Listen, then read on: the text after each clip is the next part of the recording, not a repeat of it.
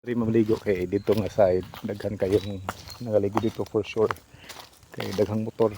So diri ta naitugas. Ayan guys.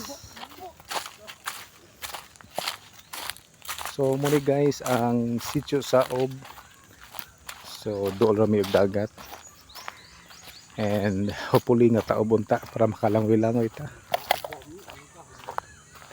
So ayan guys.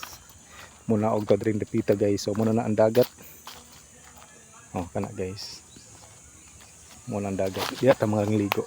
And hinahinay lang ta diri kay lisod po nagagyanan. Na matay mga hawiran para ani. Yan. So diya guys oh. Diya ta mga ligo.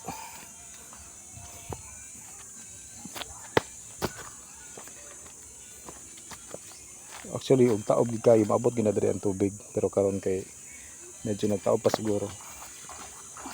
So mo na dili po guys siya taob pa. So mo na siya guys. Diri ta maligo. Pwede ra po dito sunahan pero depende lang nimo kung asa ka mo lublob si mong lawas.